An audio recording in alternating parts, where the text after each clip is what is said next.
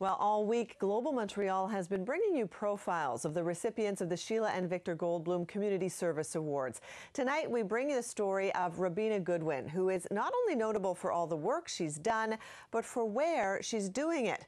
Robina Goodwin moved to the Magdalen Islands from the UK more than 50 years ago. She's been working tirelessly in that small English community almost from the first day she arrived. Paula Samuel caught up with her earlier this week.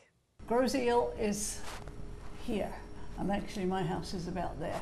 Robina Goodwin didn't expect to spend her life in the Magdalen Islands. She and her friend came to Canada from the UK looking for adventure.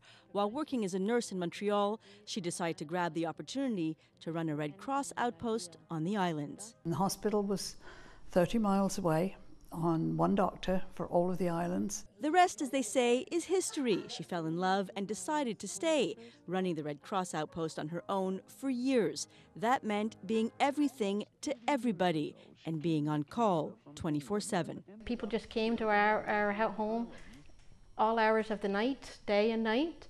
We were woken up in our sleep and tossed to this bed and into that bed because someone else was going to sleep in here. She was a nurse, a doctor, veterinarian.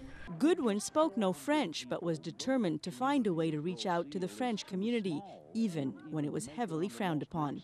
The priests used to preach against French teenagers, whatever, having English friends. And my mother-in-law, for instance, you don't let her speak French, go out with a Frenchman, you. That was very, very prevalent. With her unprecedented access to the two communities and her unrelenting determination to help anyone in need, she began unknowingly building bridges. That bond that she had, that she already made, brought the two communities together.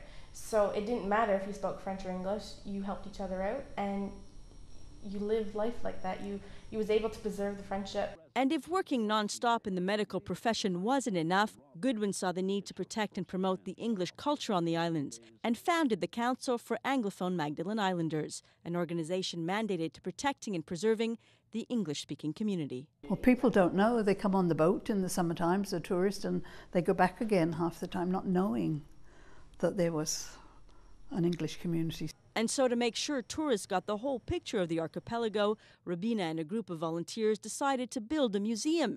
They took over an old schoolhouse and got to work.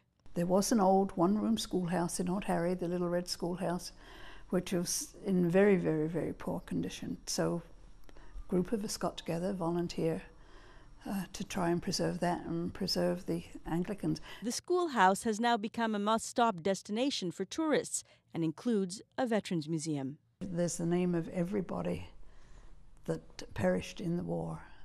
Madalenos, French and English, and that was another thing that brought us together. Bringing people together, it's what Robina Goodwin has been doing since the day she landed. Paula Samuel, Global News, Montreal.